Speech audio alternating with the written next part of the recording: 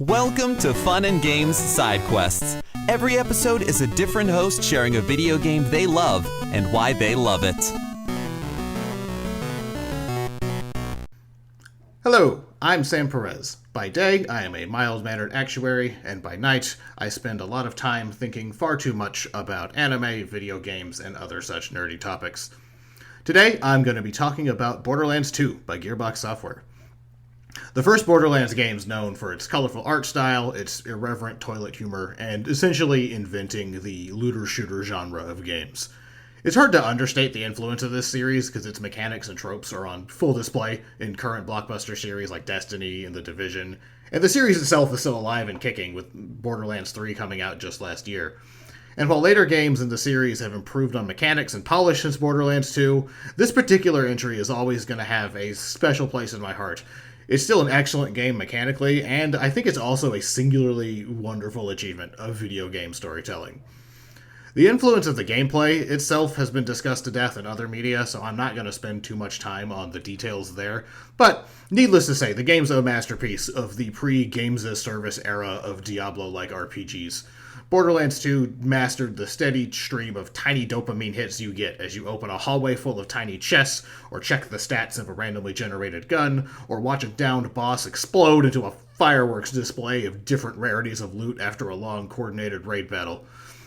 The wide range of classes also felt distinct, and just all of them changed the way you moved around the world or interacted with your teammates in really tangible ways that also matched the personality of the characters that they're based on in really fun ways.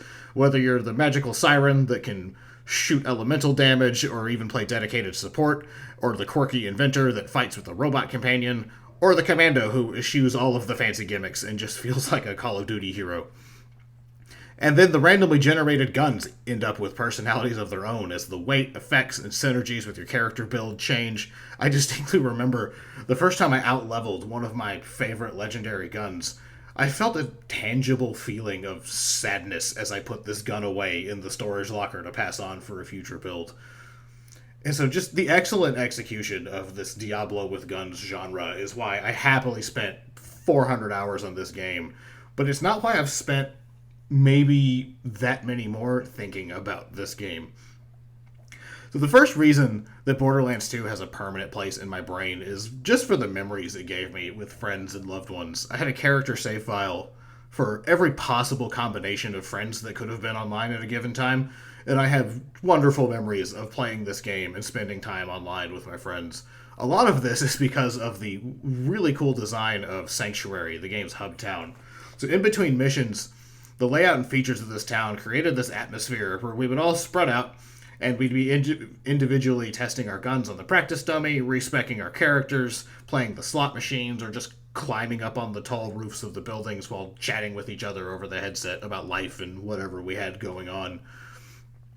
And then after I moved halfway across the country for an internship, Borderlands 2 still had a steady stream of DLC coming out, and that provided an activity for me and my wife, who was my fiancée at the time. It gave us something to do and something to connect over while we had 1,300 miles separating us. So just for that reason, Borderlands 2 and its locations and characters and atmosphere will just always produce a warm, happy feeling in me, because it makes me reflect on those memories. But the final reason that this game is going to live rent-free in my head forever is the writing.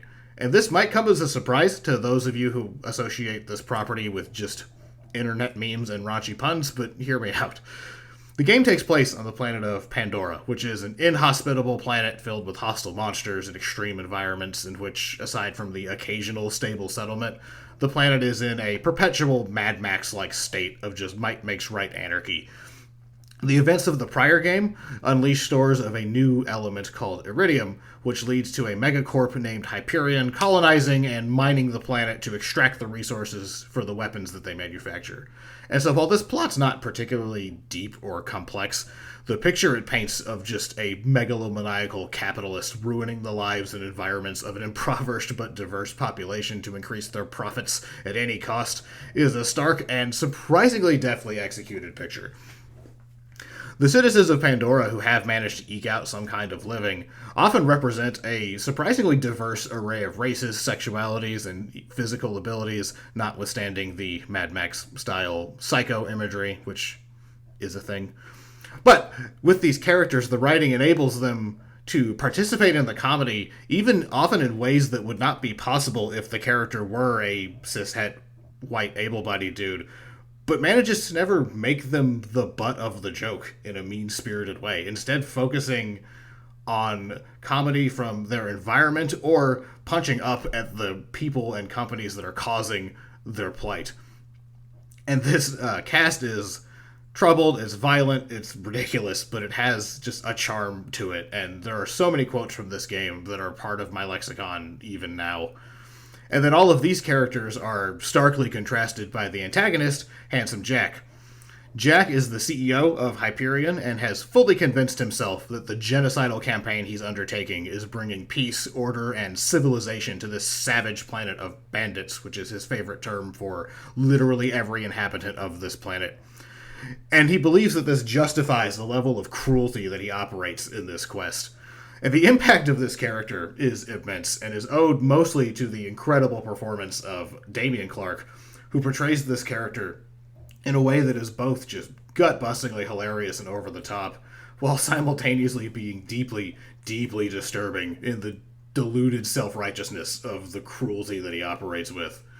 The end result of all of this is this hilarious comedy that subversively celebrates the beauty and joy of its diverse communities overcoming hardships, but also carries a deep, tangible anger at the systems and prejudices and powerful people groups that are perpetuating the inequality and preventing human flourishing on this planet.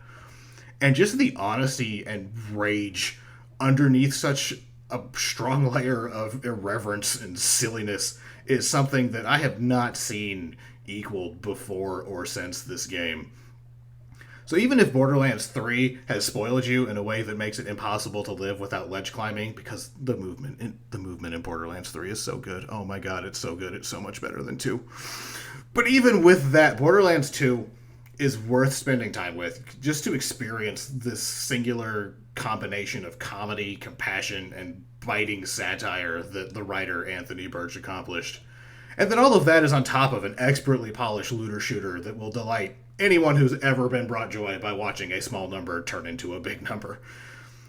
And all of this is without even getting into the DLC stories, which include Tiny Tina's Assault on Dragon Keep, which I believe is one of the finest pieces of video game writing that has ever been produced, but we could be here all day if I got into those. Also, the internet memes are funny, and y'all should get over yourself. Happy gaming. Hey there, Screen Beans. Have you heard about Screen Snark? Rachel, this is an ad break. They aren't Screen Beans until they listen to the show. Fine. Potential Screen Beans. You like movies and TV shows, right?